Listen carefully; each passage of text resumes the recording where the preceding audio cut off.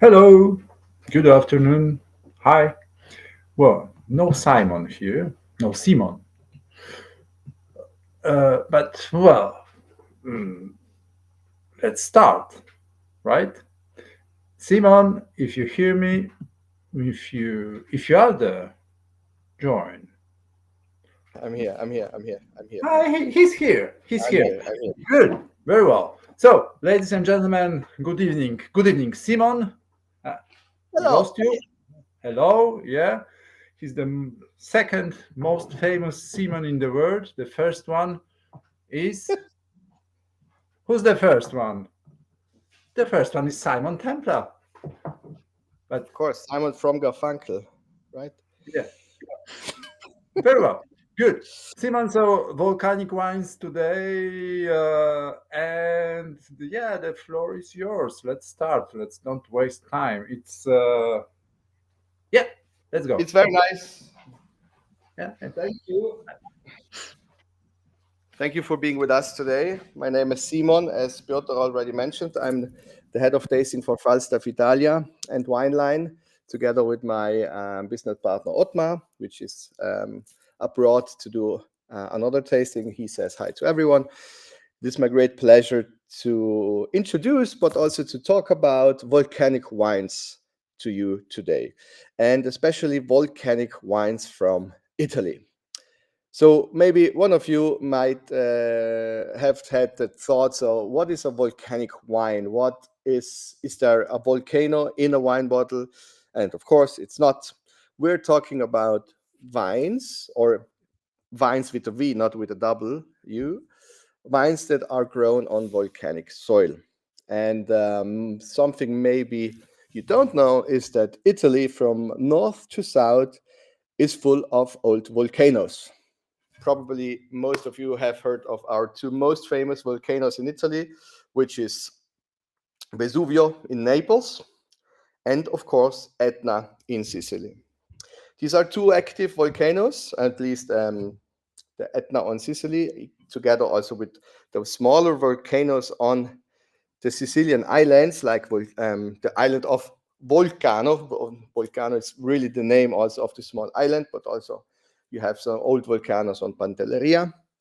And the whole city of Naples hopes that the Vesuvio is never going to erupt, because not only the whole city of Naples hopes this, but whole Italy, because if the Vesuvio will erupt today in 2024 or in the next years, that is going to be a big problem, because there is the whole city of Naples around the Vesuvio.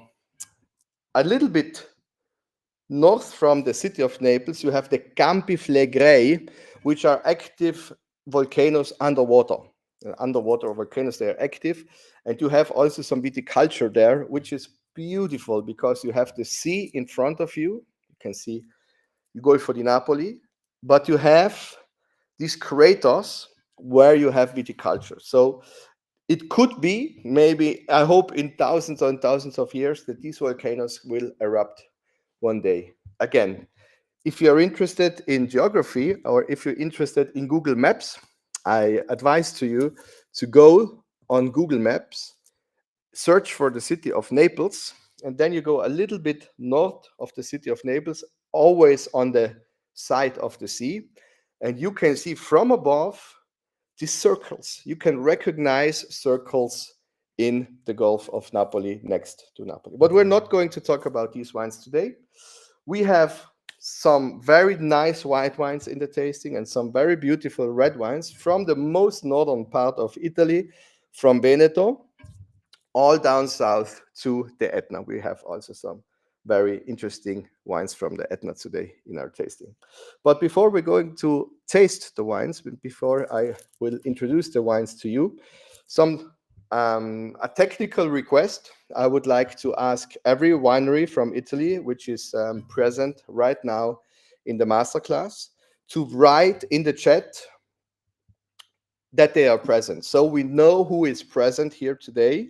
And when it is your turn, we can give you the word. We can let you speak. Lo dico ancora una volta in italiano: grazie mille per tutti che oggi sono qui con noi a fare questa bellissima masterclass, questo webinar sui vini vulcanici. Per una facilitazione tecnica, ecco, vini alto, perfetto, vi pregherei di scrivere nella chat chi di noi c'è presente qui, così so quando sarà il vostro turno di darvi la parola. Vedo Vignalta, vedo Gini, vedo Pra, questo mi fa molto piacere.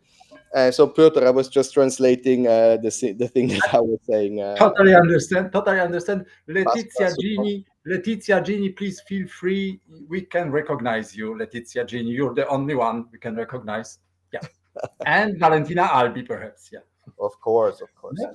So before we're going to talk about the wineries itself, Oreste from Macchia Santa Mires. Thank you so much, Oreste. So we have also a name. Perfect. I will just quickly, you are all expert tasters, you are all experts, sommeliers and restaurant manager. So I'm sure that you have tasted a lot of wines. I'm not sure, I know that you tasted a lot of wines in your life. But we'll just quickly talk about what is a volcanic wine. So what makes a volcanic wine recognizable? So let's start with something very basic. When you have a volcanic wine in your glass, you can smell and you can taste and feel on your mouth and on your palate a complex minerality. You have a salty wine, you have a great sapidity. Usually nowadays we talk all the time of saltiness and sapidity, and almost every wine is salty and sapid. Here, it is really true. You can smell, you can taste the saltiness and this sapidity in the wines, especially in the white wines, but also in the red wines.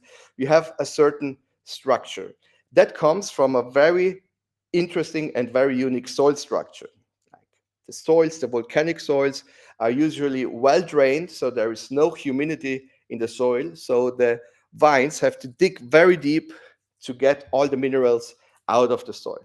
And since lavic soil and volcanic soil is very nutrient and rich for its composition, these nutrients go into the vine and in the end in the grape, and then of course in the wine glass. Today we're going to talk about Italy, and as I said, we're starting in Soave.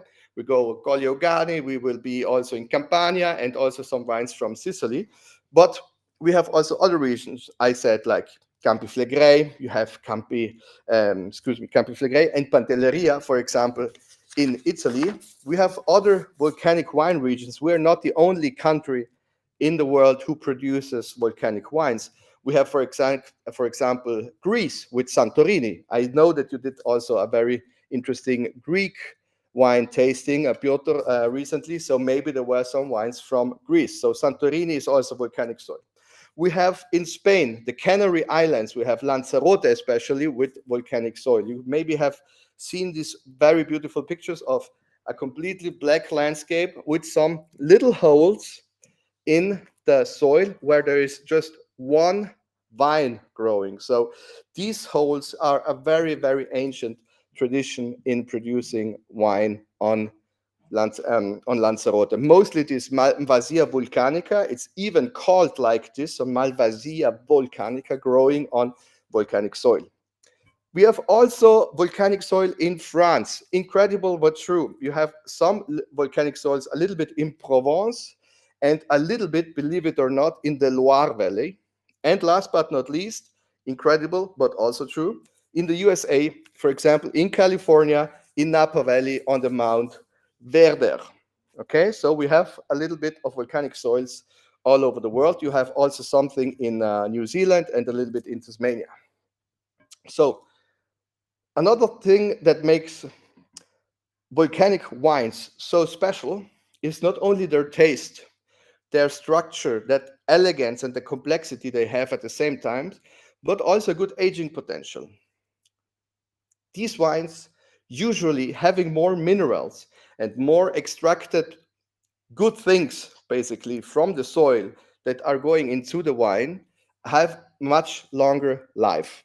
So especially in the white wine section, you can have very, very long aging wines, but also on the red wines. There's nothing better. I'm not saying white wines from volcanic soil are better than the red wines. Please, I never would say that, and I don't want to say it. but it's just to make you understand that if you are used to drink a white wine, very fresh from the same vintage or from the vintage before, if you have a wine from volcanic soil, you can be sure that this wine is at least going 5 years, 7 years, or 10 years. It can be in the bottle extremely long and it can age beautifully, okay? Very beautifully. Normally, where you have volcanic soil, you have also very, let's say, difficult situations. Not everywhere, but for example, if we take the wines from the Etna we're going to taste, the wines from Etna are on up to 1,000 meters of sea level, above sea level. Etna is over 3,300 meters high, so that means you have always a big thermal exposure. You have cold nights and warm days. It can snow even in August, even in July. It can be very hot and it can be very cold at the same time. So you have very rough, very windy also situation, not only on the Etna necessarily, but it's a good example to explain you this. So most of the time where you have volcanic soil, you have also very dramatic climatic conditions, okay? The soils, by the way, are very fertile, not only for wine, but if you think of the Etna, or if you think also in the beautiful Colli Euganei, or if you think of Soave, or if you think in Irpinia, you don't have not only wine, but you have fruits, you have pistachios, you have nuts, you have hazelnuts. There is really, really a fertile soil where to grow vegetables and other very good things on it. So not only for wine, but the wine is, of course, our topic tonight. So we're going to talk about wine. So I talked a lot. Now I'm thirsty. We can move on with the first slide. And the first wine we're going to serve is from Soave, and it's this bottle. I hope you can see me. Yes. It's from Dalcero family. I know that nobody's here tonight from Dalcero family because they said they're sorry, but they're right now in the middle of the harvest in Soave. We have this very beautiful Soave from Corte Giacobbe. If we move on to the next slide, please. And you can see here on the map where it is. So you see, Italy is, of course, a boot, as you may know, and in the most northern part of Italy, over the pin is Südtirol, Trentino, Alto Adige. That is where I am right now. And 2 hours south from me, drive, here it's the pin. It's in Soave. It's the family of Dalcero, where they have their winery. We can go on to the next slide, please. And I really like the family. I really like the wine. I love the wines from Soave. Actually, I love every wine we have and here tonight because there's also a reason why I choose the topic to make volcanic wines. So just quick, I don't know how many of you can chat with us, but I would like if somebody know the grape Garganega. Garganega, you can write it while I'm speaking in the chat group. That would be very nice. If you ever heard of it. Garganega is a local autochthonous variety from Veneto, from Soave. Piotr, you make a funny face. Have you ever heard of Garganega? Simon, they all heard about Garganega. Don't exaggerate. Where are you? We lost you. Okay, you have to ask the people because it's not sure. Not even the Italians know about Garganega, but I'm happy if our Polish friends know about Garganega. No, they've heard about Garganega. Let me just interrupt you because I have some facts and figures. Yes. It's not now. It's now. Yeah. Sorry. So sorry. The total production of this wine is 10,000 bottles, and the shelf price in Italy is 25-30 euro. Yes. Perfect. Exactly. More or less. More or less, of course. More or less. So this wine is very beautiful because it's a very representative wine for the winery itself, but also for the for the area where it's coming from. It's fermented and made in 100% stainless steel. It stays 3 months in stainless steel and then 45 days in bottles. So you have a 2023 vintage, which is of course the last vintage before this one. So it's a very fresh wine, and it's a very immediate wine. You can open it with the screw cap, and it's made to bring fun and the Soave to the people. Soave can pair with a lot of things. You can pair it with fish, of course. You can pair it with the local dishes as bacala, bacala mantecato, for example. It's some as creamy whipped bacala on some bread slices, which is really excellent. But you can also have it to pizza. You can have it to pasta. You can have it to white meat. It's a very versatile wine in general. Not only the wine from Dalcero, but in general, the whole Soave production is really, really versatile. And we're talking about the wineries that are here tonight with us are top production in Soave. You may have heard about Soave. You maybe have found it in supermarkets in the past, but that has nothing to do with the Soave we are drinking today. I will let some of the producers talk about the UGA, which are the Unità Geografica Aggiuntive. But just quickly, Soave, the consortium, made 33 appellations, under appellations of Soave, which should indicate the quality of the Soave produced. We can also see it here on this bottle. This is also coming from one of these 33 UGAs. It's called Ronca Monte Calvarina. And the Monte Calvarina goes up until 600 meters. From 400 to 600 is the winery having the wines for this wine. And it's a really, really beautiful place. I'm gonna have a sip because otherwise I'm talking too much and my mouth is sore, and that's not good. So there's the first comment in the chat. This was, yeah. Yes, we heard about this variety. It's still about Garganega, and we like it. It's usually so fresh and enjoyable. And this is Yola. Absolutely. This one confirms our past experience. Minerals are great. It's so round. Hey, great comment, because I actually agree. I totally agree.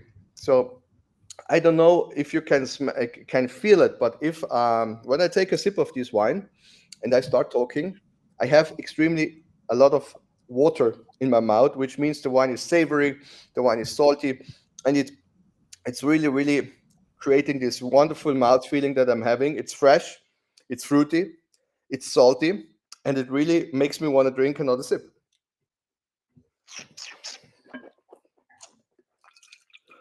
I'm not drinking because I have to drive, of course. But if you taste it, it's beautiful, it's fresh, it's clean, and it's precise. And this is what I like so much about this wine. We go on with another Soave. We can move on with the slide. And we have somebody from Bra. And I would pass my word to the representative from the winery Bra. So hands up, or Piotr, you maybe already know who is here with us. So I let the guys and the girls from Bra speak to us.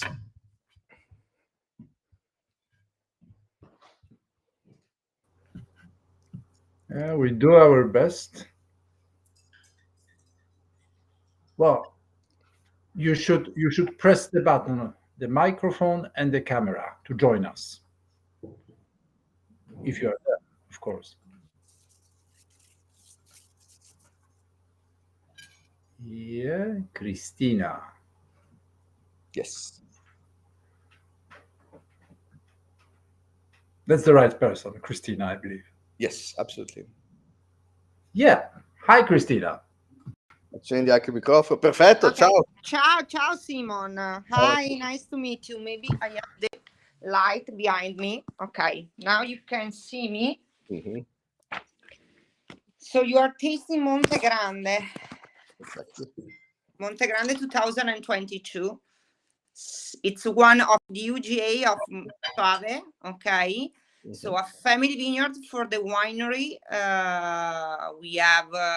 We produce in total less or more than, it depends from the year, 15,000 bottles of this Soave.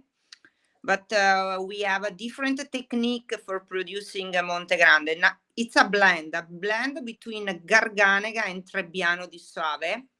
Okay, it's a 70% Garganega and 30% Trebbiano di Soave. The Trebbiano is the first grape we harvest at the beginning of the harvest season. So we harvest and vinify the Trebbiano di Soave, and at mid-September, this year we do it on the 22nd of September, we cut the shoot in the Garganega vines, and we leave for 1 month air dry the Garganega directly in vineyard. So we have a concentration of the sugar. After 1 month, we harvest the Garganega, and we vinified so separately the 2 grapes, and then blend it together in big barrel at 30 hectoliters for 10 months. After the vinification and the aging period in the barrel, we need 1 year before the releasing. So you have the vintage 2022 now on the market and on release in the market. So, Christina, I think that what you are doing is extremely interesting, and it's not something that everybody does. Could you maybe explain with some simple words why you're cutting the vines of the Garganega? For making a concentration in the sugar, so more complexity also in the perfume and in the intense of the perfume, because the Garganega is a very easy drinking, and also the perfume of the Garganega is not so complex. With the cut of the shoot and 1 month air dry of the grape, you have a more complex perfume, tropical fruits, okay, some vanilla, but the vanilla comes from the barrel, okay, but more complex fruit, yellow pulp fruits, okay, so you have a more strong Soave. I absolutely agree.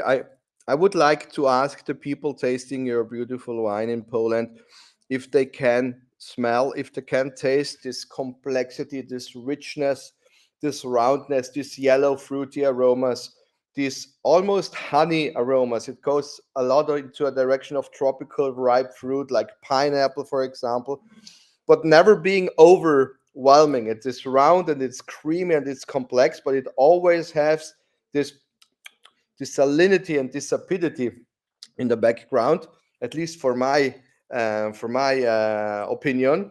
And I really love this wine because it has structure and it has also salinity. But I'd like to ask our friends if they can confirm what we are saying. It's complex concentration. It's great.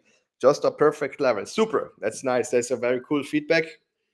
I hope the others are smelling this too. It's funny. Sometimes it reminds me also on blood orange because it has something citrus. It has something very ripe and very rich. Could you please, maybe, Cristina, tell us something about the winery Graziano Pra? What should we know about Graziano Pra? Graziano started the company in 1983, so 41 vintage ago, okay, a harvest ago. It started from the family vineyard di Monte Grande. The Monte Grande was the family vineyard of Graziano. Today, Graziano owns 42 hectares here in the Soave Classical region. The most part is in the hillside, in 6 different cruise here in the Soave Classical region, in Monteforte d'Alpone, basically. So the city is Monteforte d'Alpone. And he produced 5 different Soave. 4 is 100% Garganega, with 4 different vinification style, okay, and only one is the blend, is the Monte Grande. The other Soave is 100% Garganega, made in 4 different style and 4 different vinification, Piotr. Sorry. Yeah, and your distributor in Poland is Vinoteca 13 or Holding Liva, which is, they are with us today. So hello, guys. Yeah. And you produce about 15,000 bottles of this wine, right? 15,000 bottles. Yes, less Yes. or more 15. This vintage, the 2022, was a very difficult vintage in Soave region, and we produce a few last bottles. So we are 12,000 bottles for this vintage. Ah, okay. It was And a the very, very hot season without water, the 2022, a very difficult season. So we produce a little less. yeah, yeah. And the shelf price in Italy, it's 28 euro. Yeah, yeah. Okay, very well. Christina, somebody asked what would be your favorite food pairing with Monte Grande? What would you eat with Monte Grande? For me, as you said, the Soave is a very versatile wine. Okay, so I tell every time that we talk about food pairings that for me it's not only a wine for fish, but it's also a wine for meat. And for me, that I love meat. For me, rabbit with some herbs, it's a perfect pair with the Monte Grande. That's a good one. That's very nice. That's very nice. Cool. Love that one. A rabbit with herbs sounds amazing. I hope. Do you guys in Poland eat rabbit, or is that okay to ask? Or They are very fast. They are moving very fast, the rabbits. cool. In Italy, we eat less or more everything, I think. So, Cool. no, I know that rabbit it's a very difficult meat, okay? But you can also have chicken, for example, okay? Chicken is slower. Yes, that's more popular, perhaps. There is another question, Simon, in the chat. Absolutely. Which one? Yes, we do. No. Which one is the question? Question about the Garganega and Surly method. Coming back to the previous wine. Sorry. I have never had a Garganega Surly, to be honest. Like, do you mean like re-fermented in bottle? That could be, Or but I'm not sure if it's aged from Surly. Soave. I know that somebody. Hang on, I have to say this properly. I know that there is some Surly Garganega in Veneto, but I am not sure if the wine comes from Soave. Okay. It can be general Veneto, but not from Soave. Maybe Cristina, I don't know, please help me. If you know some producers from Soave that make Soave Surly. No. I was thinking about, but at the moment, I don't remember producer making Surly, because usually for making Surly, it makes that is a little bit sparkling. Yeah. And here usually they made the Durella, maybe Surly, that is a sparkling wine from the region, but I never see some Soave, some Garganega Surly. Okay. I stick with what I said. Thank you, Cristina, for supporting. You're welcome. I have never seen Surly from Soave, but Veneto, EGT, so from other areas from Veneto, I think I saw sometimes. But I don't have a producer in mind, and I don't want to say something which is not correct. But okay, that's what I'm capable of saying. Okay. Thank you very much. Do we have other questions for Cristina and Graziano Pra? No, there's just about rabbits, I believe. Yes, we do. Yeah. Yes, we can. This. Yes, we do. Yeah. So they do. Okay, Cristina, thank you very much. And we have to speed up. Unfortunately. Otherwise, we stay with Graziano Pra till the end. No problem. Have a great webinar. Ciao. Thank you very much. Ciao. Ciao. Ciao. Okay, so we after this beautiful wine of Graziano Pra, we stay in the region. We stay in the village of Soave. We can move on with the next slide, please.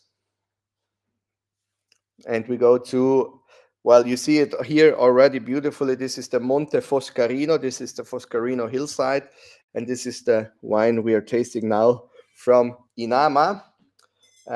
We can go also over to the next slide.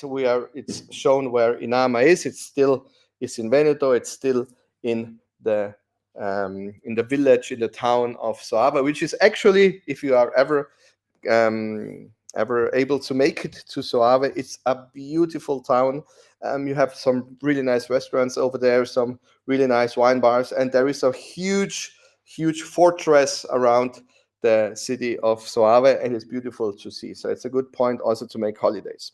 We're talking about the next winery. It's called Inama. We can go on to the next slide.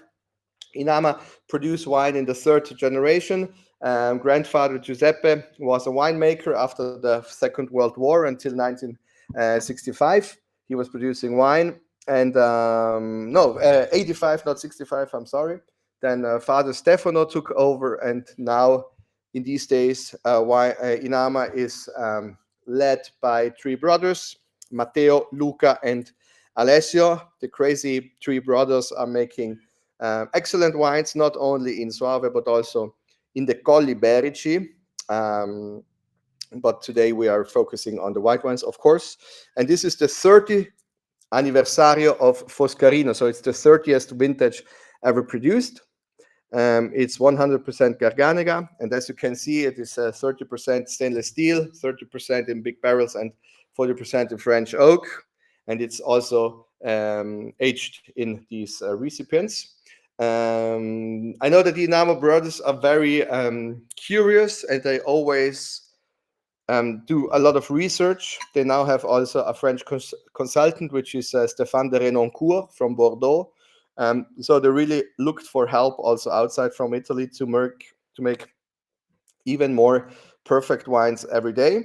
Luca is in the cellar. Alessio works in the export market, and Matteo is kind of the general manager of the whole winery.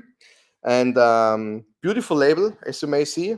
I would like to say that, and it's pretty cool to see that they have on the back side. They have also a little label. You have it on the bottles also, Volcanic wines. So they really believe in this area, in these soils, and they also write it on the bottle. Let's taste it.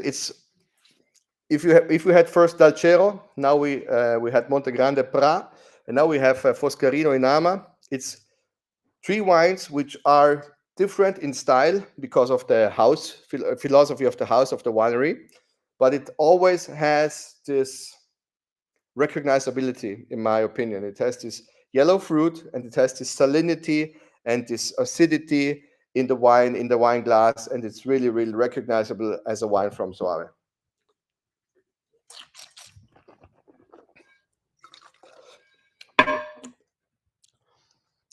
It's a little bit more vertical. At least my bottle is a little bit more vertical. It misses a little bit of fruit compared to Monte Grande, which is a very opulent and a very rich style. But it has this very good sapidity, 12.5 alcohol, which is pretty fine. And it has this nice structure also from the barrique and from the oak. If I would have to pair it with something to eat, why not risotto? If you like a risotto, or if you have good Italian restaurants in Poland, I know that you do. So you maybe could pair a good Soave with a good risotto. Rice, that would be also very nice.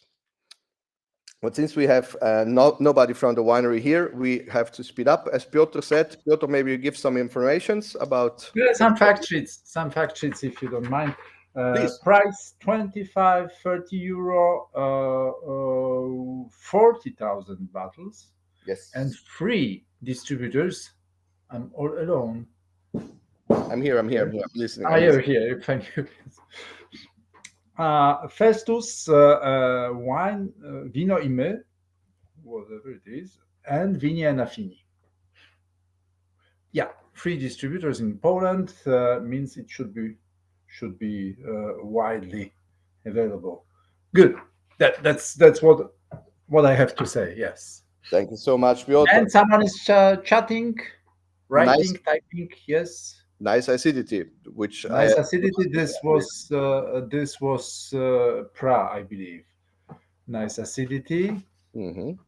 Now, no, it's nothing in the chat. No comments, guys.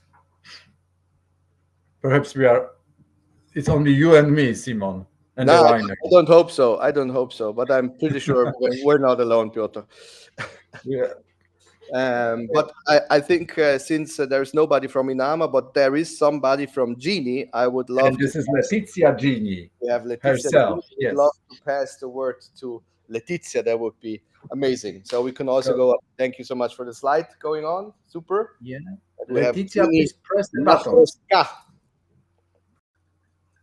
Press the buttons, Letizia. The buttons, the microphone and camera. Price of the previous wine. The previous wine price is 25 to 30 euro. We are in Posen, so euro. Letizia. Hi, ciao. Hi. So, How very did well. Letizia is with us, so I'm disappearing. Pleased to meet you. Yeah, hi, I'm Letizia, Claudio's daughter. Claudio and Sandro are the owner of this company. And now me and my cousins are the 13th generation of this family. And so the Gini family has cultivated vineyards in Monteforte since 1600. So a very historical family in Monteforte. And yeah, today we present La Frosca 2021. La Frosca is our single vineyard in the upper part of the hill. So La Frosca is very, for us, a very important wine because it's very elegant, very salty. In fact, the soil is 100% volcanic and 100% also Garganega. The particularly is the age of the vine because I have 90 years old. So it's very, very old vines and the bunch is very little, it's very concentration. In fact, the harvest is very late. We start the middle of October and the end of November for this vineyard. And yeah, for La Frosca, ferment in the steel tanks, and after only with the 20% in the big barrels, the French oak, for 6 months. Wow. I like the flowery component of the Frosca. It's always very perfumed. It's very open, and it has this amazing salinity and sapidity on the mouth, and it's very harmonic. Also, 21 was a good vintage, no, Letizia? Yeah, maybe the best from 10 years ago. Yeah. Super, very nice.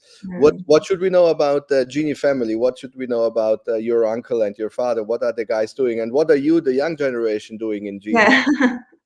Yeah, in fact, now my dad and my uncle part in the vineyard, part in the cellar, and also me and my cousin have some different, for example, me with the clients, marketing, and yeah, but a very big family.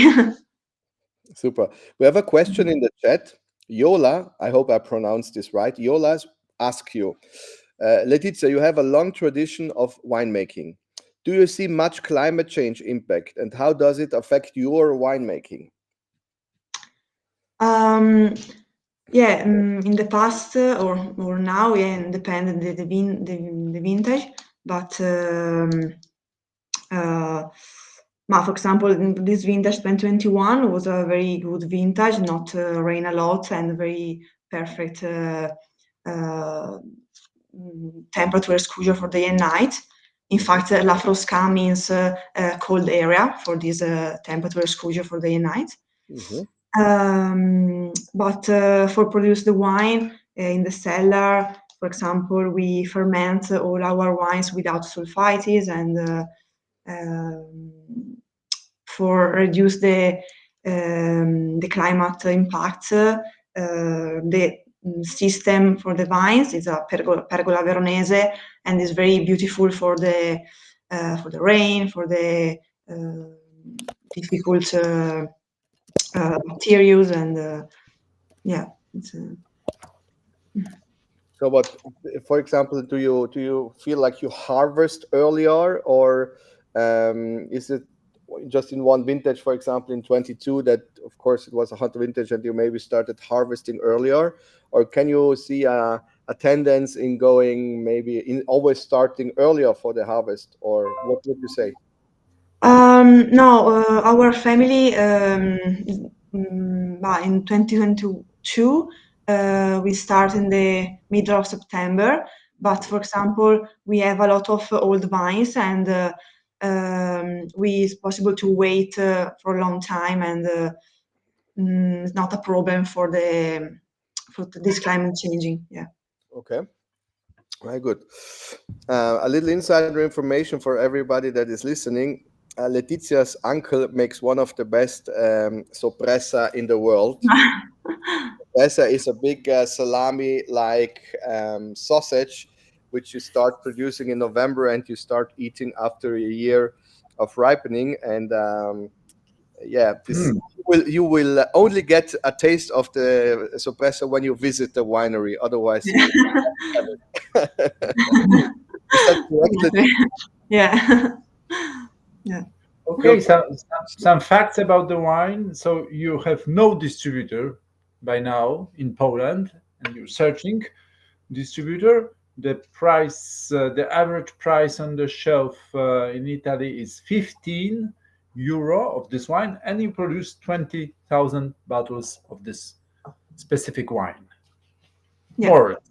Yeah. Exactly. Very well. So Thank you. it was very cool to have you, Letizia. Last information for everybody, that Letizia's uncle was also the president of the consortium in Soave. So they really live Soave in a very intense way. Yeah. One of the historical Okay. families in Soave, and they sure know their thing, absolutely. It's always good to have an uncle who is a president. It's Especially in Italy. that's nice. And we must visit. Then the winery. Says Yola in the chat. So it's after the information about further the information about the sorpresa. Absolutely. Yeah. Where is the best time to visit the winery? So this is April. Yeah, April or March or February. Yeah. Okay. Problem for- Very well. Yeah. Very well. Letitia, many thanks. And Thank you so much. I wish you to find a distributor in Poland, and we'd like to see your wine here. Yeah. Exactly. Thank you so much. Thank you. Thank you very much. Grazie Bye mille. bye. Ciao a tutti, grazie. Ciao, ciao, ciao. And we're leaving Soave. We're leaving Soave, and we're moving on to a little bit more west in the Veneto region. And I think we're going to the most provocative label we have today in our tasting. And I know that there is somebody who speaks a much better English than I do to present this wine. We have Valentina Albi with us. And I would love Valentina to tell us about Pasqua and about Hey French. You could have made this, but you didn't. Which is a lovely name. So Valentina, again, please press the buttons and you will join. Ah, yes, perfect. Hello. Hello. Another button. Yeah. Yes. Hello. Good to see you again, Simon. And Hello. good to see you, Piotr, as well. So yeah, it's quite an irreverent like label. So we are in Monte Calvarina as the first Soave we tried. We are pretty much like 600 meters above the sea level. So like vines are very well ventilated, and there is a nice temperature range between day and night. And as Simon mentioned, the soil is very like basaltic and clay, which gives to the wine all those like nice nutrients and well drainage. This is kind of like a different kind of like, it's not a Soave, it's an EGT wines, also because the process how it is made. It's a multi-vintage blend. Which means that like all the different vintages have been vinified separately, and then ultimately a blend happened. This is the third edition. So like the third in the third edition, we put together like the vintages that we deemed that were like showing best at that moment. So it's 2019, 18, 20, 17, and 16. So it's a lot of blend. Like the name, as you can understand, the name, it's like, hey French, you could have made this, but you didn't. It's kind of like irreverent, like kind of tribute to French tradition to blend different vintages as they do, for instance, like for champagne. So we tried to do this like kind of like unusual, very unusual blend of Garganega, Sauvignon, and Pinot Bianco. And yeah, we blend these different vintages, which makes the wines like a bit more like structured and a bit more opulent and powerful compared to like normal like Soave, because we are still like in the very area of Soave.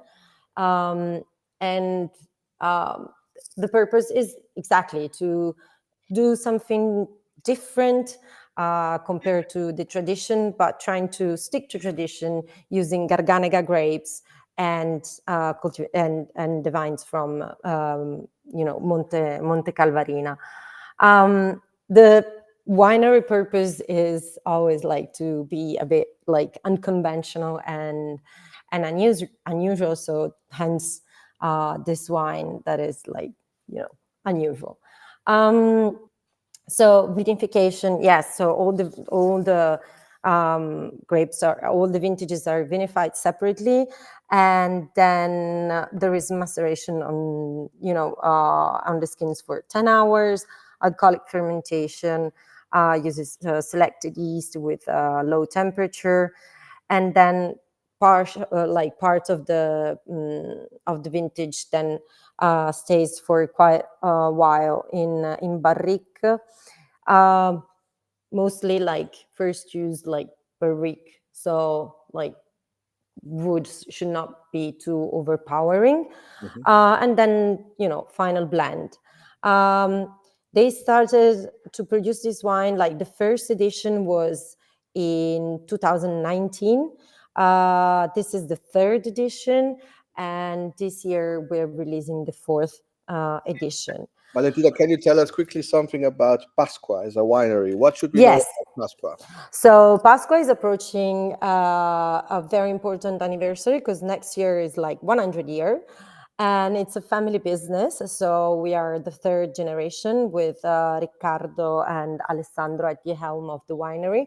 We are in the eastern part of the Valpolicella, so it's still Valpolicella, but it's Valpolicella Orientale. So actually very, very close to Soave area. And they started here 100 years ago, and they still thrive, producing both like very traditional expression of Valpolicella and Soave wines and more unusual things. Just a small note about the label, because it's quite punchy. So the label was born out of a collaboration with half French, half Cuban artists, self-taught artists. That exactly. So they put together this like very burgundy-shaped bottle with the wax on the top, and a very kind of like classic French label, and they sort of like made it fun. So this is how it came out. So, and I suggest you to like check on Instagram the artist, because he's like super crazy and super interesting, and its name is CB Hoyo. Maybe you can write it in the chat. Yeah, I'm gonna write it down. Now, speaking of the chat, there is a very good question from Yola. Please correct me if I say it right, Piotr. Yola? Yola is perfect, yes. Okay. Yola asks you, Valentina, considering a various year of blending, what would you estimate the storage potential of this wine? Well, that's a very good question. I was in virtue of the fact that, as you mentioned, like we are on basaltic soil. Wines have great potential. Like the reason why they use like different blends, like older vintages together with newer vintages that add freshness and complexity. I have to say that by my own experience, I've tried both like the first vintage and the second vintage, so they goes like back. I have to say that they improve they improve greatly. For instance, like I've tried like the second edition like in May, and it was like really thriving because you have like all this like very mineral tasty, but then you have the typical nuttiness of the almondy nuttiness of the Garganega. I was myself like very, very surprised, but I guess it's like the art of blending speaks by itself. Very nice. We have also a comment by Dominica. I know Pasqua. I sell your wines in my store. Great. It's very nice to see. Yeah. Here. Right. This one is not imported yet. We are importing some other wines in Poland, but this is one of our most iconic wines. So we would love to be able to sell it in Poland. And production is roughly like 25,000 bottles, like depending, on vintages and blend. And it like in Italy, I can tell you like the price, like in shelf, like in Italy, it's roughly like 45 euros per bottle. Which makes it the most expensive wine Yeah. of this tasting, guys. And tell me, do you plan to produce any other wines this style? I mean, hey German or hey Spanish? Or, yeah, but I like it. That's a good. Well, that's very good. I will bring your suggestion to the board, and I will let you know. Thank you very much. Well, there's a serious comment, however, in the chat. Very complex, very tasty, and a lot of layers. So, yes, absolutely. Great, thank you. Other guys, are you active? Are you sleeping? What are you doing? Somebody before wrote, no, we're here. We are just discussing. So maybe also the wines have a lot of discussion potential, which is very cool actually, because the wine is also made. Which is very cool. Yeah. To discuss. Thank you so much, Valentina, for being with us. You're welcome. It was a pleasure. Thank you. And thank you. Great wine. Very. And we are making a big jump. We're making a big jump from Pasqua to Macchie Santa Maria. And I read that somebody from Macchie Santa Maria is here with us.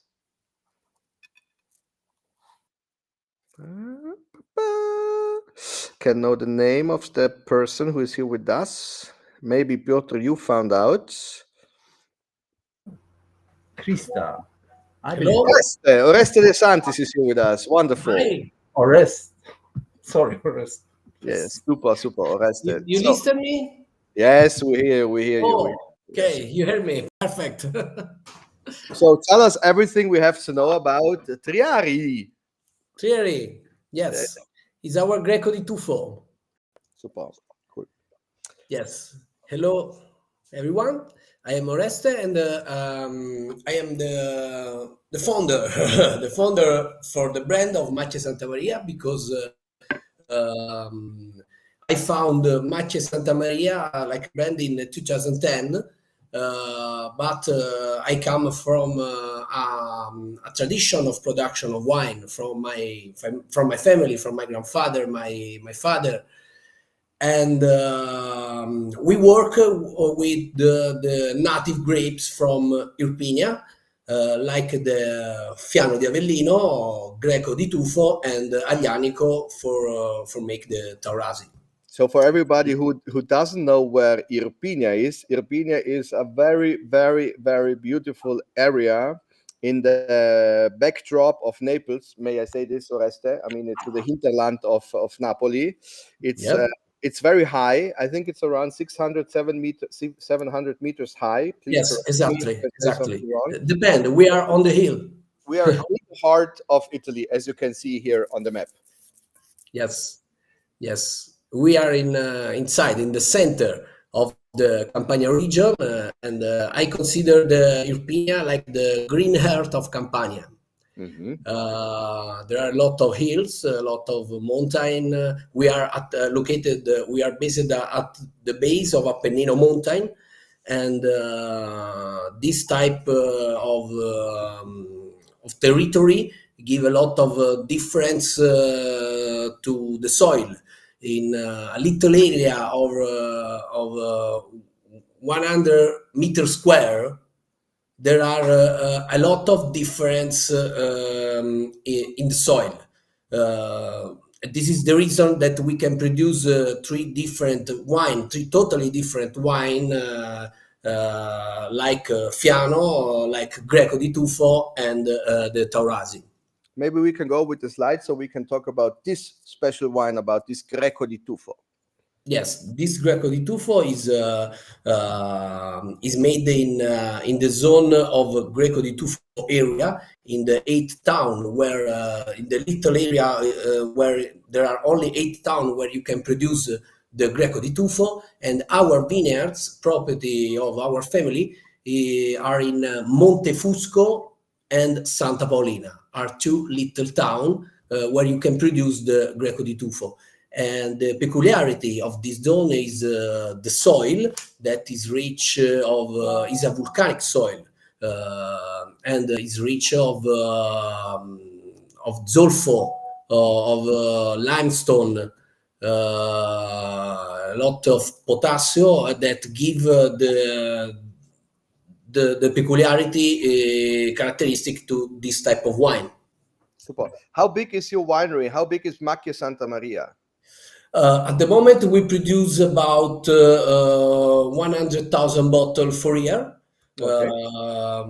We are a little medium company, but we are growing up in the time, and I hope to be a little bit bigger to make a good job for our amazing wine. Yes. So I really love Triari because it's 100% Greco. It's made in stainless steel, and it ages also in stainless steel and then in bottle. So you get the essence of Greco di Tufo from the vineyard straight into the bottle. And I hope our Polish friends can also smell this. It's very salty. It has this slightly smoky aroma. It is salty on the palate, and it has some very crunchy fruit, and it's very, very nice to smell and to taste this wine. And Oreste, tell me, in Campania, what would you eat with Greco di Tufo? I love pair this wine with some sea dishes. We are really close to the Amalfi Coast. So when I go to Amalfi Coast, I love to pair the Greco di Tufo with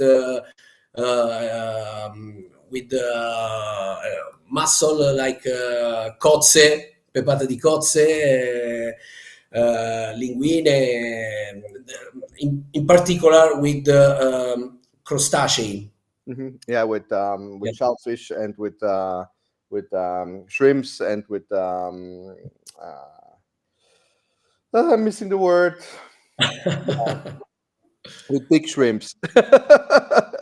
Yes. I'm sorry, I'm missing the word. I will look Big it up. shrimps is Big big shrimps. shrimps. I think it's internationally understandable. Big shrimps.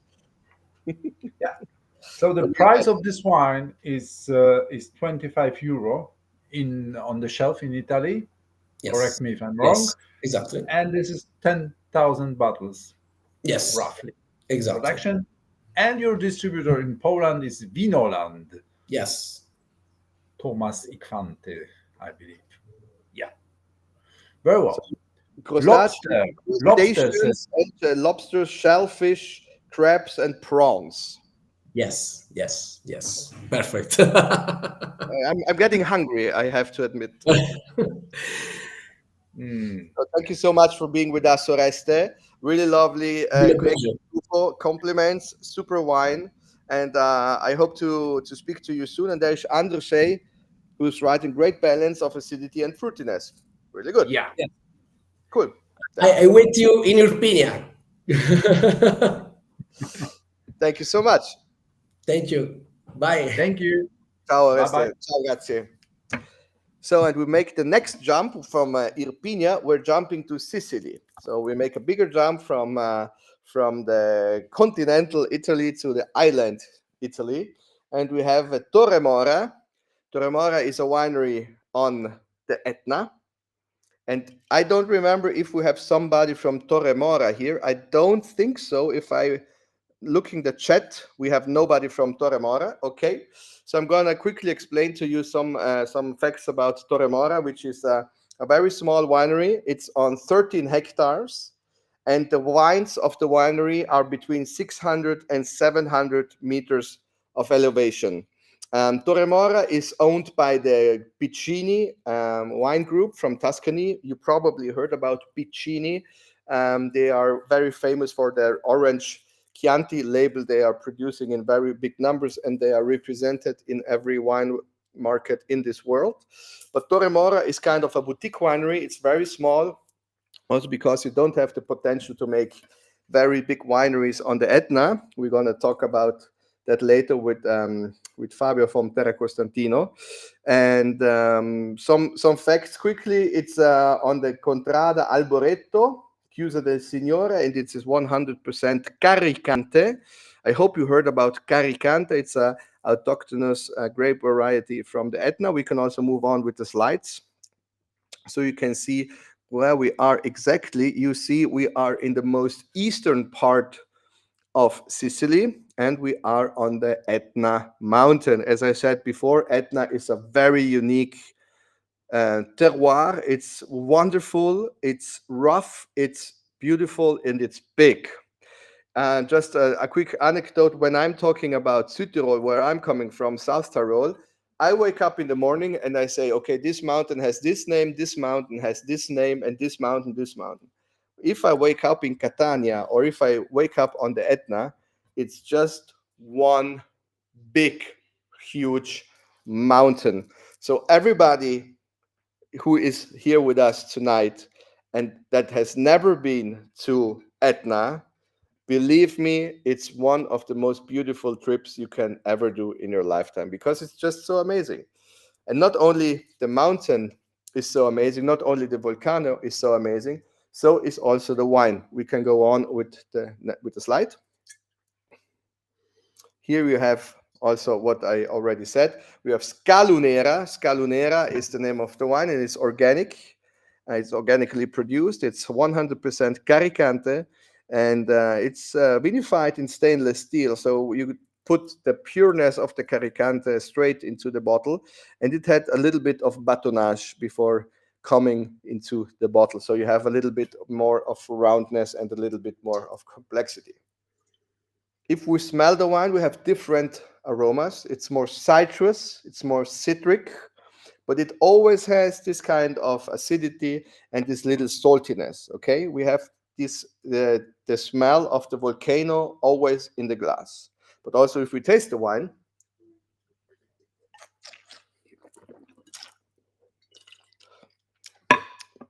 we got this very pronounced acidity. Okay, it has a good tension.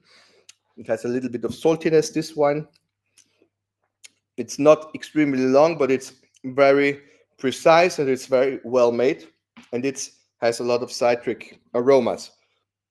Do you have any questions for these wineries? And unfortunately, there's nobody here from Torre Mora, from Piccini, with us tonight.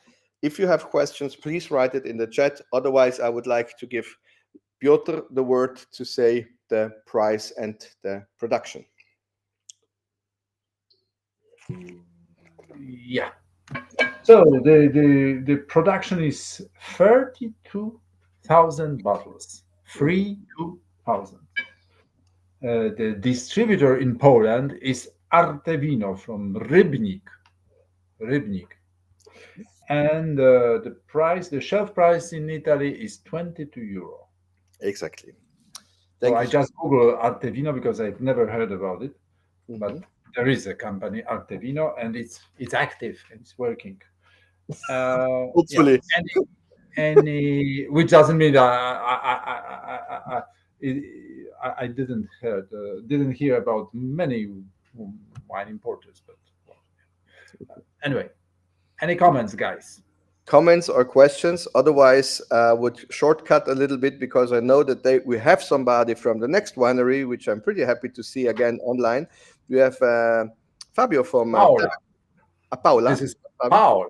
Ah, okay. Because No, first I was reading Salvatore from Terra Costatina. Excuse me, my fault. Sorry. Terra Perhaps you're right. Perhaps you're right. Perhaps this is Salvatore. This is eccolo. not Paola. This is not Paola. Definitely. This is not Paola. It's not Paola. I got the mustaches. But Hi. very nice mustache, I have to say. Very nice mustache.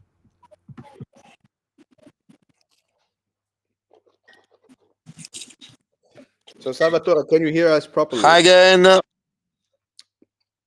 Hi. Hi again. Please Can you tell hear us- me?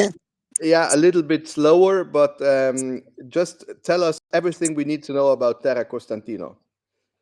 So, Terra Costantino is a small winery on the southern part of Mount Etna. Costantino is the family name. And I joined them in 2017. I'm in charge in the cellar and hospitality. The Etna Bianco 2022 is a blend of 3 grapes. Caricante is about 80%. Catarrà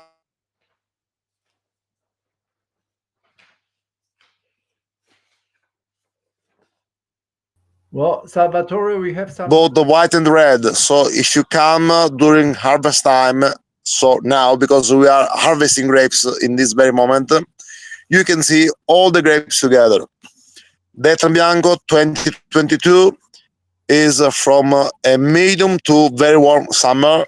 So this is why the very high percentage of alcohol, full body, and the wine was fermented quite 100% in stainless steel container with a small part in cement, and we did a sort of short maceration with the skins, about 1 day with the skin. So this is the wine is maybe a little bit golden than the classic Etna Bianco. Yeah, We are for maceration in Caricante to give more body, more structure to the wine, to give you some structure and to let the wine be able to be aged for a very, very long time. We have high acidity and a lot of flavors like, I don't know, white peach, thyme, sage. The wine is a perfect balance, high alcohol with high acidity. Okay, you have also a winemaker consultant, Luca da Toma, is that right? So our winemaker is Mr. Luca da Toma, Mhm. Super. that is following the company since 2013. And you were the first winery on Etna to do organic wine growing, right?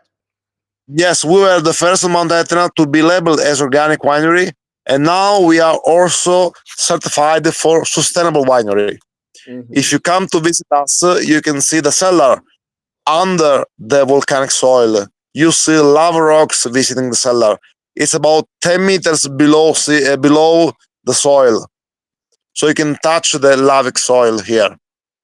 Super, really So we cool. really believe in maintaining the place. So using solar panel, recycling water, having a very light bottle. So try to do our effort to maintain the place. Okay. I really like the wine, may I say. I really love the blend. It has a nice complexity and a nice structure, and always with this salinity. And I see also Yola writes, lovely balanced wine. Congrats. Thank you. Salinity is because we are in front of the seaside. If I turn the mobile, you can see the seaside, baby. Ah, super. Cool. I'm now on the terrace. Che Happy vita, you. Che vita. Pura vida. Happy year. So, Good. Super. Thank you so much, Salvatore, for being with us. Grazie Thank you. mille. Bye bye. Ciao. thank you, Ciao. Marco. They are searching a distributor in Poland. The price We have is no distributor in Poland. you have no, right? No, No no distributor. distributor right now. Yeah.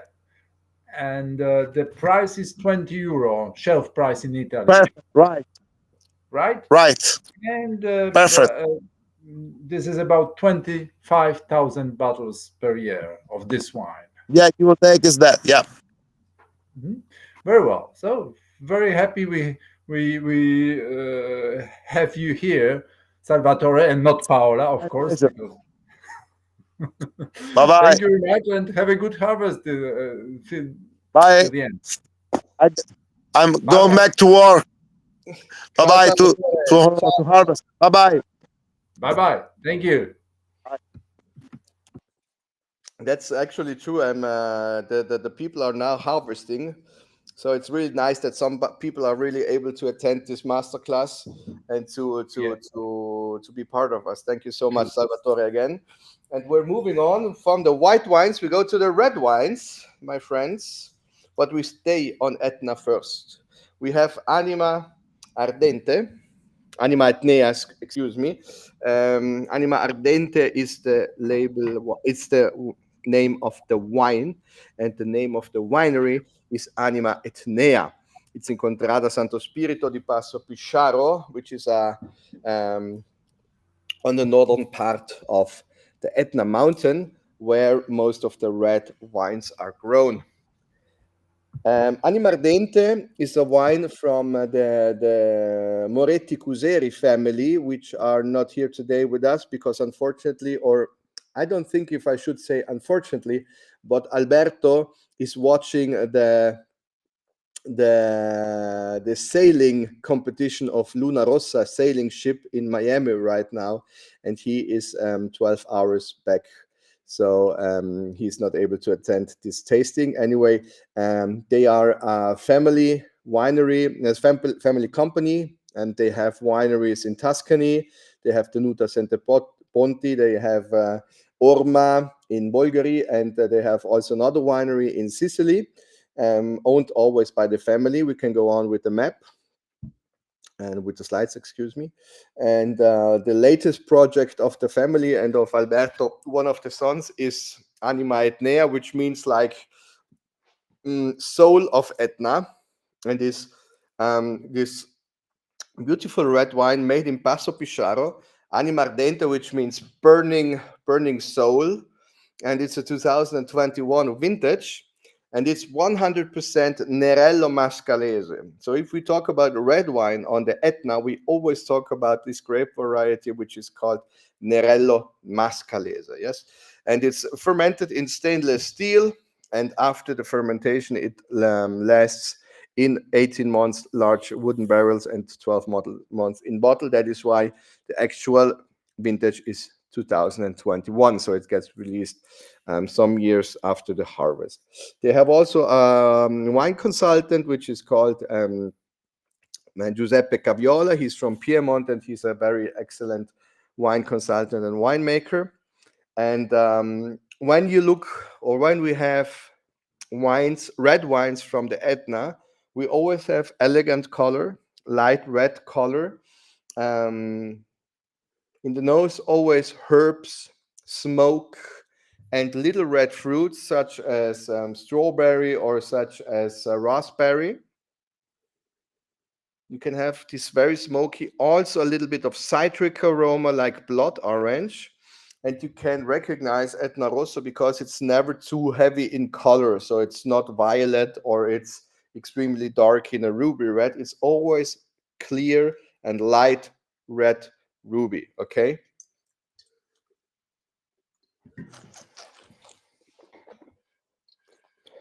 Somebody many years ago said that the red wines or the wines from Etna are very similar to Burgundy because of the Contrada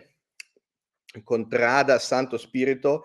Contrada means cru, means vineyard. So you have this vineyard concept also on the Etna, which makes it very interesting for collectors and for wine freaks to search always for the best contrada and for the best exposure. But in my opinion, it has nothing to do with Burgundy because it has a completely different tannic structure. You can taste it with Nerello Mascalese. It has a light body, but it has a lot of tannin, okay? So if you want to compare it with something, you probably would compare it with Barolo Barbaresco with the Nebbiolo grapes, okay? But this is just to help you. I mean, the wines from Etna have a very strong and distinctive character because they are smoky, they have this good acidity, they have this light, slightly notes of sulfur, which comes from the volcanic soil. And they have good aging potential as well. Many years ago, when the winemaking wasn't so fixed, also on Etna, not every wine was aging extremely long, and that we have to admit it. I mean, it's a trend of the last 20 years. But right now, with the new technological components and with the help of good winemakers in the cellar, you can really cultivate extremely good wines that are also aging because, of course, of technology, as I was saying, but of course, in the first place, because of the quality that you get out of the volcanic soil. So, Piotr, would you say some details about price and distribution in Poland? Well, about distribution in Poland, this is pretty easy because they are searching a distributor in Poland. Number of bottles, it's 6,700 bottles. Okay, so very, very detailed. And the price is around 33 euro, the shelf price in Italy. Yeah, and I have to make a comment. There is a video from the winery, and you will be given this video afterwards. As this video is a bit, it's 5 minutes, so you know you will get it by email afterwards. Yola is loving another wine in the row. So lovely balanced wine, the previous one, and elegant and round, love it. So it makes, this make more intense now. Super. The taste. I mean, very well. I'm happy that we have also a second Etna Rosso so that we have two wines to compare. We can go on with the slides, please. We have the next one is the Nute Tozzi, and it's also on the Etna Mountain, and it's run there's by no one from the Tozzi as far as we know. So yes, you're on your own. Yeah. Exactly, I confirm.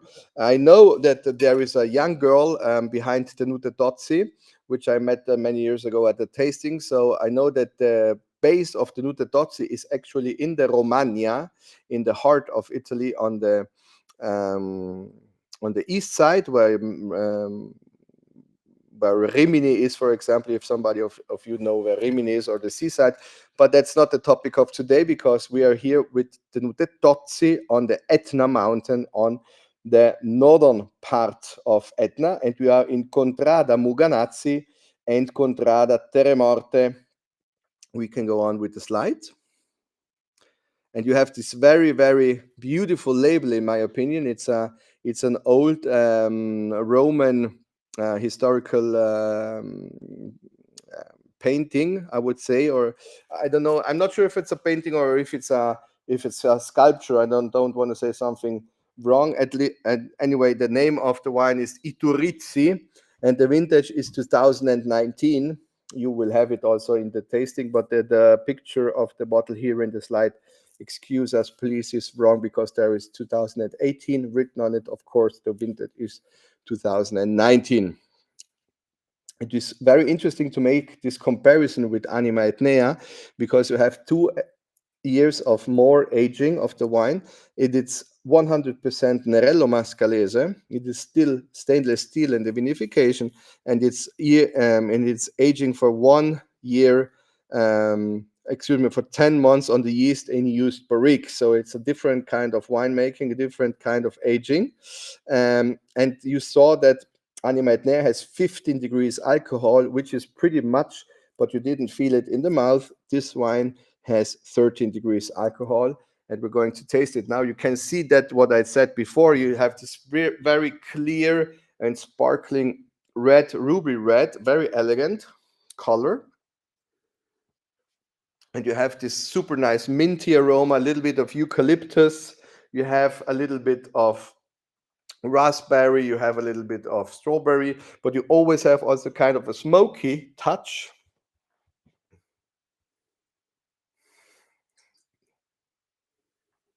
Love the smell. Wow.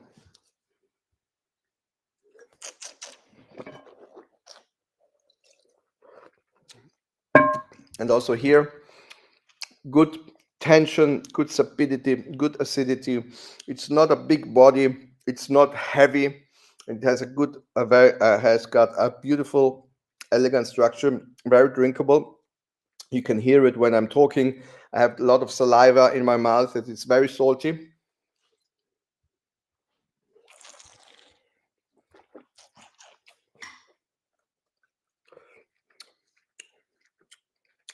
Wow, it's pretty nice.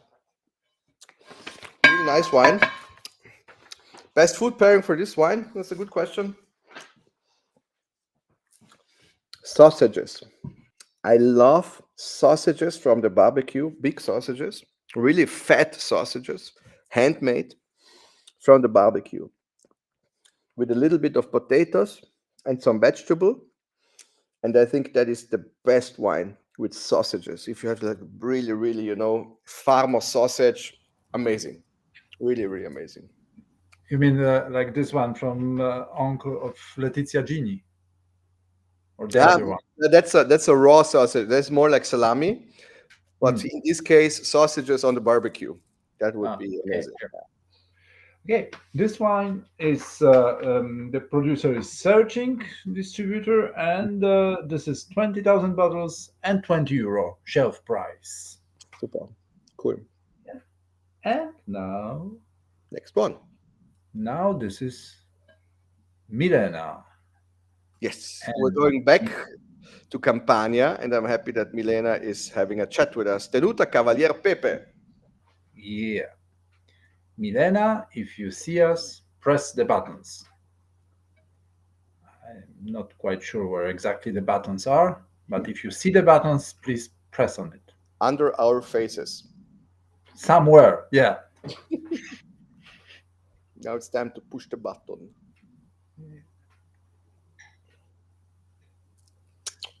Milena, sotto le nostre immagini c'è una videocamera e un microfono verde. Se ci schiacci sopra, sei connessa. Sì. Eccola! Hello. Super, Milena. Nice to meet you. Happy to see you here, and the floor is yours. We have opera mia, not water. Just drink it at lunch, so that's why I'm ready. Tell us everything we have to know about Opera Mia and everything we have to know about Tenuta Cavalier Pepe.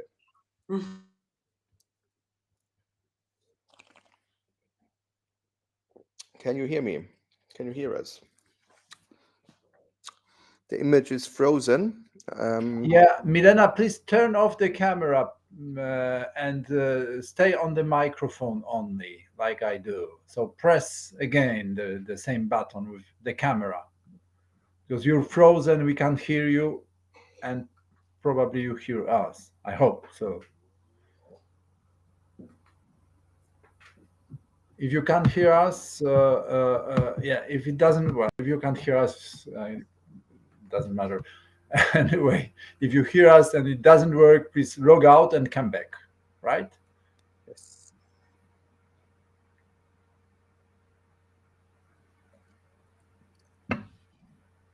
At least she has frozen in a very beautiful image. Yeah, could you make it bigger?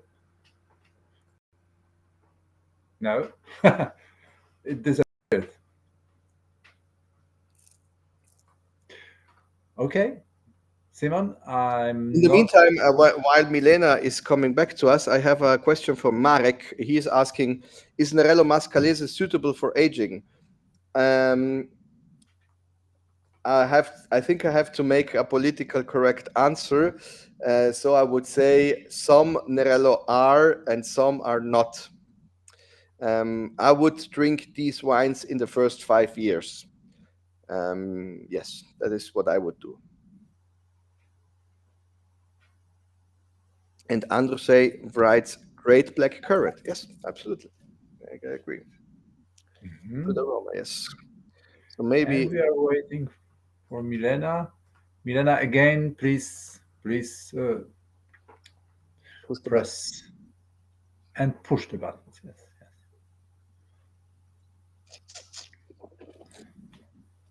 Well, so Simon, I'm afraid it's.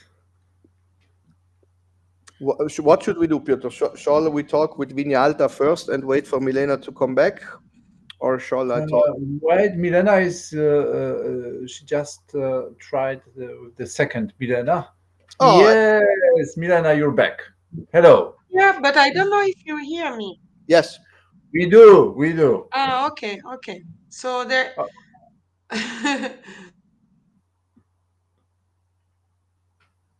Now you're no. Turn off the camera. Perhaps the connection is weak. Turn off the camera and stay on the microphone, which would be a pity. But yeah, let's stay with your voice. This may help.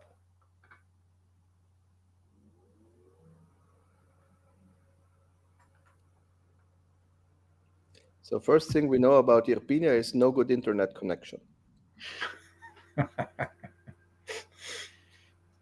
Milena, I hope we can hear you soon. This was not political correct, But it's the truth. Good wines, but not good internet. It could be a slogan, maybe, for the marketing. Do you hear me like that? Yes. We hear you. Yes, this is the third Milena in the row. Very well. Oh, it works now. Yeah. It works. Yes. Good. So I explained that the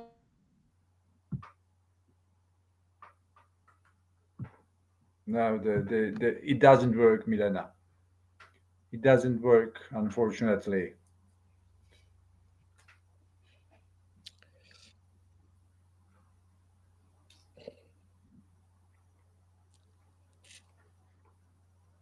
I don't think there's a wrong bad internet connection. It's just a day, It's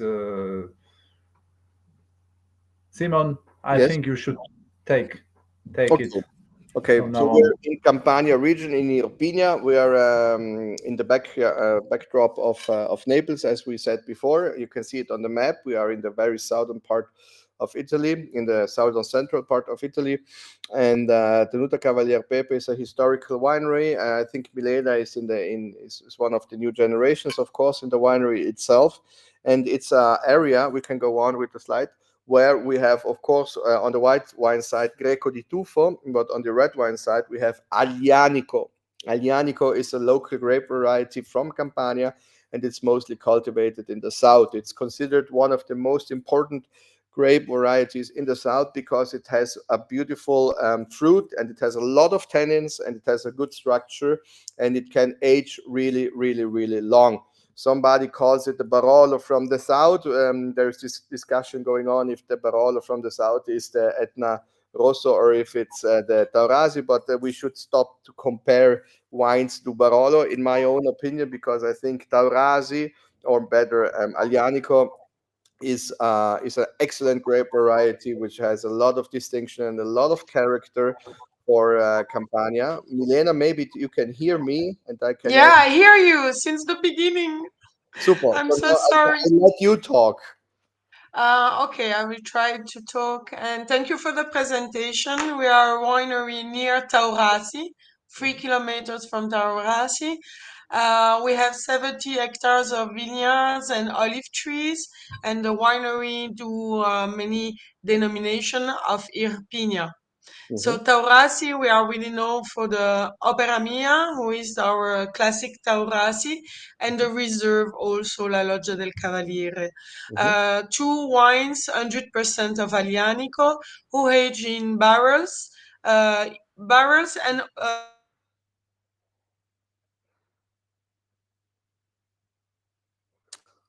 And we lost you. And we lost you, Milena, again, unfortunately. Okay. Okay, she was saying that the wine is aging in wooden barrels and 24 months in cement, I think. And this is the Reserva we're tasting. No, excuse me, it's not the Reserva we're tasting, excuse me. And this is Opera Mia Taurasi 2017. It's one of their most iconic labels. Opera Mia means translated something like my work, my what I have created. So I think it's very, very a very heartfelt wine for the Pepe family. I think when you taste the wine, when you taste the wine, it's very expressive and it's very fruity, and it has this wonderful soil character already in the nose. It has this volcanic touch, a little bit of smokiness, and also a little bit of spiciness of the oak. Milena, can you hear me? Yes, yes, I hear you. Okay, go on, please. So yes, there are cement vat. I love concrete. For the aging of the wine, wine totally relaxed. There is no electrostaticity, and he opened his nose on the fruity part and the herbal part. So you have the sherry hint, and you have also notes of rosemary, mint, eucalypto. Aglianico is really, really balsamic. We say herbal. But then Alianico has in his skin already black pepper that with the aging really will complex with the toasty and other flavor of the wood aging. It's not too oaky, even if you do 12 months. It's well balanced and keep its fruitiness. For me, it's a wine who really go well with meat first because of its good acidity, its intense, long, persistent in month, and the tannin is present but really elegant. Taurasi is a denomination where the Aglianico is really fruity and keep its young fruitiness for many decades and decades, but also it's a wine with a fine structure. Absolutely, it is complex but elegant. It is really, really a monument for the wines of the south of Italy, if I may say. Tell us just quickly two things about Cavalier Pepe, what we should know.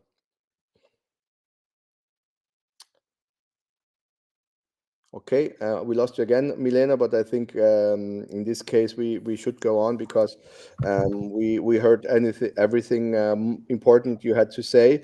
Rafal says in the chat, hot climate, but Aglianico shows its elegance. Absolutely, 2017 was a very hot and dry vintage in Italy, 4 months without raining in the center part.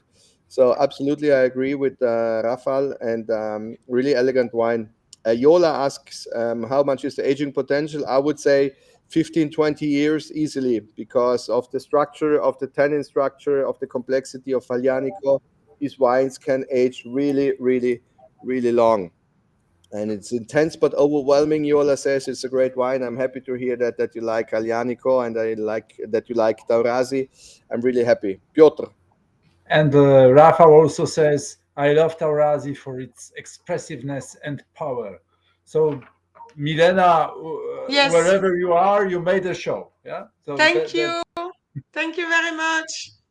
Now we see. Thank So you very much. your distributor in Poland is Amante dei Vini from Si. Wałbrzych, which is Lower Silesia, well, more or less. Correct me if I'm wrong. Yeah, this is 40 euro shelf price, 20,000 bottles per year of this specific wine. Aging potential. Well, this is already 7 years old, right? It's 20. Yeah, he aged like a person. Depending on the person, yeah. Yes, Very yes, well. he has a long life. He keep this fruitiness many, many years. So it's even more than 20 years. Ah, Okay, super. very well. Thank you very much. Thank you very much. Happy to Wait see you you in at the end. Irpinia for lunch and wine tasting. Grazie, ciao, ciao, Bye. ciao. Bye. Thank you. Ciao. Super nice, super Okay. nice wine. Really, really love it. And now we're going to the grand finale. We are ending our road trip where we started it in Veneto. And I know we have a really cool guy with us. It's Lucio Gomiero from Vignalta. Ciao, Simon. Ciao, Lucio. Thank you for having me. Lucio, are you in America or are you in Veneto? Now I'm in Veneto. I'm doing harvest. Ah, yeah, of So, course. of course, today we pick Cabernet Sauvignon. Hopefully, we will finish tomorrow the harvest before the rain comes. Ah, okay, yeah, absolutely. Tell us. You're the grand finale, Lucio. Vignalta. What should we know about Vignalta, and what should we know about the Colli Euganei, and what should we know about Gemola? All right. So the Colli Euganei is a small region in the Veneto. Is in the central south part of the Veneto. We are in the flat in the plain, but is a small outcrop of volcanic hills. Is in a volcanic eruption that happened about 30 million years ago. Is a kind of unique volcanic lava because it's the only acidic lava. All the other volcanic soil are alkaline. So we are very peculiar terroir here in soil. The weather is very Mediterranean. We have indigenous capers and Ficcidindia. Oh, wow. Fix. Cactus, yeah. Cactus, yeah. So is really the driest and hottest part of the Veneto region. What we develop our vineyard in the central part of the Colli Euganei. There is a hill that is called Mount Gemola. What is special on the Mount Gemola is that the lava rock, it crumbles. It makes a loose soil that is very rich in mineral and very poor in organic matter. Okay. Beside having all the mineral in the Mendel scale, our volcanic soil has also an hygroscopic characteristic that retain the moisture. So the vine on the Gemola Hill are dry farm, and they are always in a perfect balance. Even with the global warming, the vine never suffer because of the heat or the drought. Wow. Is Gemola, Gemola, your wine is Merlot and Cabernet Franc. Is the whole Gemola hill planted with Merlot and Cabernet Franc, or do you have also other grape varieties? We recently planted also 1 hectare of Cabernet Sauvignon. Okay. Because speaking with producer in Saint-Emilion, they told me that because of the global warming, Merlot is an early ripening grape and produce a lot of alcohol. So at Chateau La Gaffelière, they told me when they replant the vineyard, they don't replant Merlot, they replant Cabernet. Okay, interesting.